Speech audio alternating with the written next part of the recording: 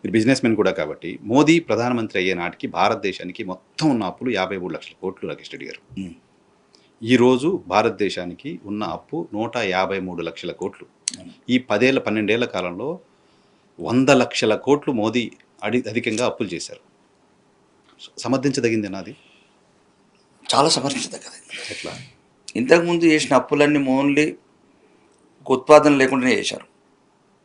ఈరోజు మన భారతదేశానికి వచ్చే బడ్జెట్ ఏదైతే ఉన్నదో రాబడి అది ఓన్లీ రాష్ట్రాలకు పంపకానికే పోతుంది, పాత అప్పులు కట్టడానికే వెళ్ళిపోతుంది.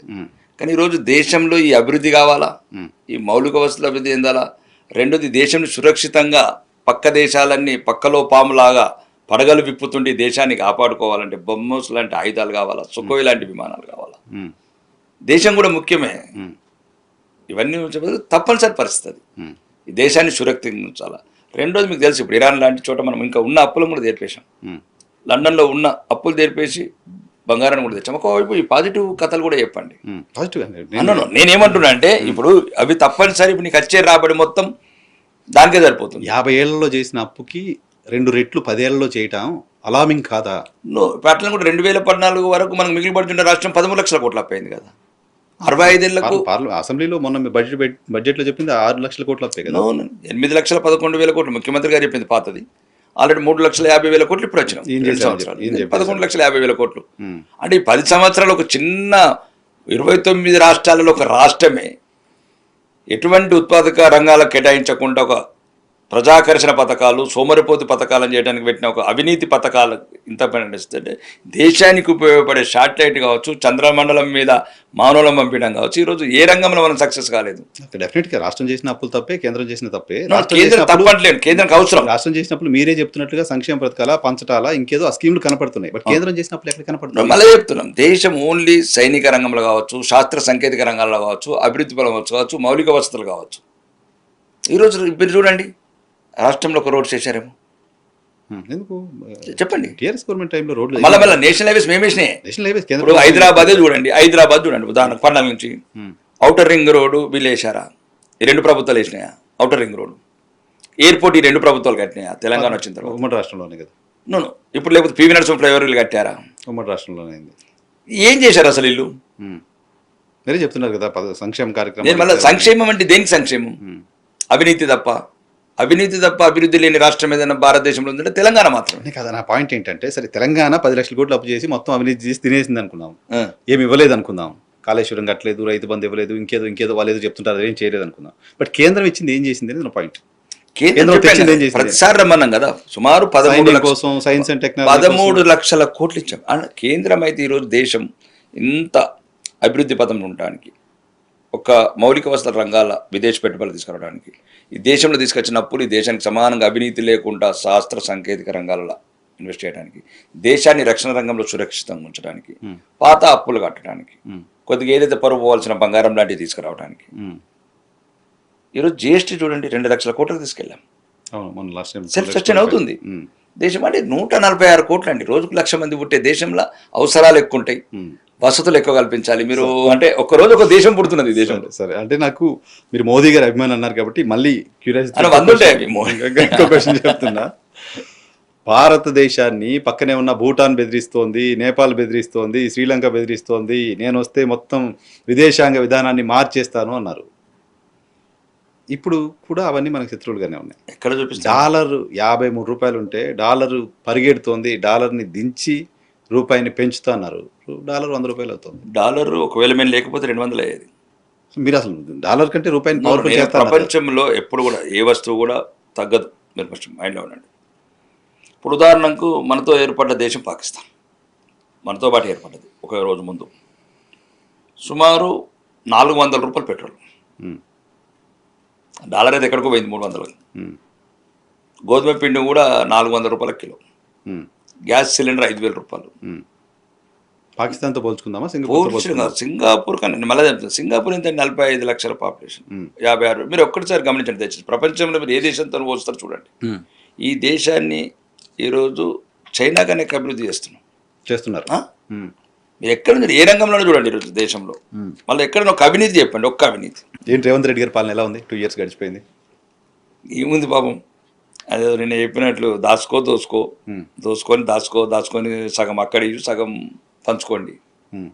విమర్శలైనా సార్ నిజంగానే ఈ ప్రభుత్వంలో అవినీతి జరుగుతుందని మీరు బలంగా నమ్ముతున్నారా? అవినీతి తప్ప ఇంకేమున్నదని ఇంకోటి చెప్పండి. అసలు అవినీతి తప్ప ఇంకేమున్నది చెప్పండి కదా. అవినీతి తప్ప ఇంకేం లేదు అసలు. అవినీతి తప్ప ఏమున్నది చెప్పండి. ఇందిరమ్మ ఇల్లు ఇస్తున్నాం అని చెప్తున్నారు, సన్న బియ్యంతో పిల్లలకి భోజనం పెడుతున్నాం అని చెప్పారు, మహిళలకు బస్సు ఇస్తున్నాం అని చెప్పారు, ఆరోగ్యశ్రీ 25 లక్షలు 15 లక్షలు చేసామని చెప్తున్నారు. ఫస్ట్ పేదలకు కావాల్సిన ఆలోచించండి. ఫీజు రింబర్స్మెంట్ అండి 10,000 కోట్లు ఇవ్వాలి. 2023 వరకు ఉన్న ఫీజు రింబర్స్మెంట్ అంటే మీకు కమిషన్లు వస్తాయని కాంట్రాక్టర్కి డబ్బులు ఇచ్చేసారు రాగానే. ఓకే, అంటే పేదలు కమిషన్లు ఇవ్వలేరైనా, పేద పిల్లలకు చదువు వస్తే మీరు ఎన్నుకోబడరనా? ఫీజు రింబర్స్మెంట్ ఏంది, ఎందుకు కట్టరు?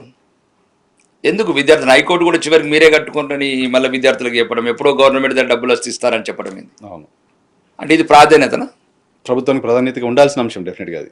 అంతేనా కాదు? డెఫినెట్గా.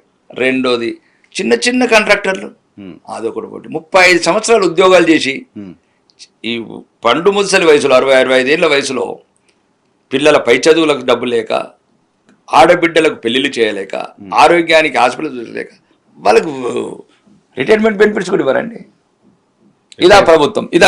రిటైర్ అయ్యే రోజే ఇచ్చి పంపించారు. ఇది ప్రభుత్వమా? చెప్పండి మీరు. వాళ్ళు కూడా చెప్తున్నారు, మేము కూడా మీరు ఆర్మూర్కి స్వేచ్ఛ ఇచ్చినట్టే మేము ఈ రాష్ట్రంలో స్వేచ్ఛని ఇచ్చేసాం, అంతకుముందు స్వేచ్ఛ వరకు అయితే దాన్ని గొప్పవచ్చు.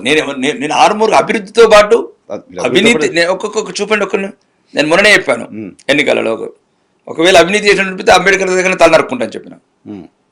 అక్కడ నేను అవినీతి చేయట్లేదు, ఇక్కడ అవినీతి చేస్తున్నారు, వేలాది కోట్ల అవినీతి. తెలంగాణ కాంగ్రెస్ సర్కారు ప్రజలకు స్వేచ్ఛనిచ్చిందని నమ్ముతున్నారు మీరు? స్వేచ్ఛ అంటే స్వేచ్ఛ కింద కాదు, అంటే అంతకుముందు మరీ ఇబ్బందికరమైన పరిస్థితులు ఉండేవి. పోలీసు రాజ్యం ఉండేది, కుటుంబ పాలన ఉండేది, అహంకార పాలన ఉండేది. ఆఖరి కొద్దిగా మాట్లాడడానికి అవకాశం వచ్చింది ఈ రాష్ట్రంలో. ఓకే, ఇది ఒప్పుకోవచ్చు, దాంట్లో ఒప్పుకోవాలని తప్పేముంది? తప్పేముంది? మీ పైగా మీలాంటి వాళ్ళు ఏదైనా ఓపెన్గా మాట్లాడారు దాంట్లో. ఇప్పుడు ఒకటే ఏమంటున్నామంటే ఏది కావాలా ప్రజలకు. ఉదాహరణకు మొన్న అసెంబ్లీలో అడిగాను, ఒక్క కార్పొరేట్ ఒక హాస్పిటల్ కట్టారా? ఇప్పుడు స్వాతంత్రం రాకముందు ఉస్మానియా, స్వాతంత్రం వచ్చిన తర్వాత గాంధీ, ఉమ్మడి రాష్ట్రంలో ఉన్నాం. ఇప్పుడు సుమారు 15 లక్షల కోట్ల బడ్జెట్ మాకు 10 ఏళ్ళది, 12 ఏళ్ళది, 11 లక్షల కోట్ల అప్పు, 26 లక్షల కోట్లలో ఒక హాస్పిటల్ కట్టలేకపోయినరా? పెద్ద హాస్పిటల్ కట్టినట్టు ఏది అని ఇప్పటికి సున్నమేసింది లేదు కదా. మళ్ళీ నీకు ఏది ఇప్పుడు ఏది ప్రాధాన్యత మీకు ఉన్నది అదే అడిగాను. 4 మొదలు పెట్టారు, అక్కడనే ఉన్నది నడుస్తున్నది తాబేలు. ఏది అవసరం పేదలకు, మధ్యతరగతి వాళ్ళకు, సామాన్యులకు? ఈరోజు కార్పొరేట్ కాల్చుక తింటున్నది. డెఫినెట్గా హాస్పిటల్ కాల్చుక తింటున్నారు. కరెక్ట్. రిఫరల్ డాక్టర్స్ హాస్పిటల్స్కు 40% ఏదైతే అడ్మిట్ చేస్తున్నారో అవసరం లేని వాడు బెడ్ టార్గెట్ టెస్టులు, అవసరం లేని టెస్టులు. నీకు ఎక్కడ ఇప్పుడు నిమ్స్ హాస్పిటల్ అని చెప్పాను, నిమ్స్ హాస్పిటల్ 6 నెలల వరకు బెడ్ దొరకదు. ఎప్పుడో ఒకటి నిమ్స్, ఈ 4 నిమిషాలు కట్టుకోలేమా? జిల్లాకు ఒకటి మంచి ఇంకొకటి ఎక్స్ట్రా హాస్పిటల్ కట్టుకోలేము, జనాభా పెరుగుతుంది కదా. ఎందుకు సార్ కార్పొరేట్ హాస్పిటల్ దోపిడీని ఆపలేకపోతున్నాయి ప్రభుత్వాలు? రాజకీయ నాయకుల ప్రమేయం. రాజకీయ నాయకులు దూరం ఉండాలి. Cost of public health, public money. First ఆ వ్యవస్థలు ఎందుకు పాడైనాయి అంటే విద్యా, వైద్యం, ఆ 2 రంగాలలో రాజకీయ నాయకులు వచ్చిండ్రు దొంగల్లాగా. రాజకీయ నాయకుడు ఏ వ్యాపారం అని చేయొచ్చు, వాడు ఆర్మీకి ఆయుధాలు తయారు చేయొచ్చు, హైవేలు తయారు చేయొచ్చు, సముద్రాలు కట్టచ్చు, సీపోర్ట్ కట్టచ్చు. కానీ రాజకీయ నాయకుడిని ఈ 2 రంగాలలో ఉంచద్దు. విద్యా వ్యాపారం చేయొద్దు, విద్యా వైద్యం 2 వ్యాపారం చేయొద్దు. ఓకే, ఎందుకంటే మనకి ఇక ఒక రెస్పాన్సిబిలిటీ ఉండదు, భయం అనేది ఉండదు. అది ఫీజులు ఇష్టం ఉన్నట్టు పెంచేస్తారు, ఫీజులు ఇష్టం ఉన్నట్టు వసూలు చేస్తారు. ఓన్లీ ఈ దీనివల్ల మీరు చూడండి, అంటే ఉద్దేశం ఆ ఉద్దేశంతో కాదు. ఒకవేళ రాజకీయ వాళ్ళు వ్యాపారాలు చేయదని ఏం లేదు, వ్యాపారాలు చేస్తే రాజకీయాలకు రాకండి, జవాబుదారితనం ఉండదు, మీకు భయం ఉండదు. విద్య వ్యాపారమే కాదు కదా, ట్రస్ట్ పేరుతో చేసేది రాజ్యాంగం. ఉదాహరణకు రాజకీయ నాయకులు ట్రస్ట్ పేరుతో చేయాల్సింది. ఇప్పుడు విద్య మీద ఇప్పుడు ఈ రాష్ట్రంలో ఎటువంటి అంటే ఇప్పుడు ఈ 2 చివరి స్థానాలు ఉన్నాయి. భారతదేశం 29 రాష్ట్రాలు చివరి స్థానం విద్యల, వైద్యంలో. తాగుట్ల మాత్రం నెంబర్ 1 ఉన్నది. అవును, హైయెస్ట్ 12,000 కోట్ల నుంచి 44,000 కోట్లకు తీసుకెళ్ళారు కదా. అంటే దీనివల్ల ఏమున్నది? తాగుబోతులు తెలంగాణ కాదు, తాగుబోతులు తెలంగాణ ఇంకా టార్గెట్లు పెడుతున్నారు. ఇప్పుడు తాగుబోతులు తెలంగాణ కన్నా ఎక్కువ ముఖ్యం ఏంటంటే మొత్తం మధ్యతరగతి కుటుంబాలు ఛిద్రమైపోతున్నాయి. కరెక్ట్. ఈ ఆల్కహాలిక్ ఎక్సైజ్ ఇవన్నీ పెరగడం వల్ల 45,000 కోట్లు, 45,000 కోట్లు ఈ చేత్తో ఇస్తున్నారు, ఆ చేత్తో లాక్కుంటున్నారు. వీడు ఇచ్చేది ఏంది? సన్న బియ్యము 5 కిలోల సన్న బియ్యం ఇచ్చి 50 రూపాయలు ఉన్న క్వార్టర్ని 100 రూపాయలు పెంచేశాడు రేవంత్ రెడ్డి. సో సర్కార్ బాలే. భారతీయులు డబ్బులు వస్తలేరు, బాగాలేదని నేను అంటే ప్రజలు అంటున్నారు. ఓకే, ఈ రోజు అధికారంలో ఉన్నాము, మోసపూస ప్రకటనలతోని, మసిబూసి మారడికాయ చేసే మాటలతోని, లేకపోతే మైనార్టీలని మచ్చిక చేసుకొని గులాములయ్యే పరిస్థితులల్లా, అంటే కాంగ్రెస్ అంటేనే ముస్లిం, ముస్లిం అంటేనే కాంగ్రెస్ అంటే పదాలు వాడి దీంతో రాజకీయంగా నెట్టుకు రావచ్చు. కానీ ఏదో ఒక రోజు దీన్ని తెలంగాణ కూడా నిజమైన స్వేచ్ఛాచరు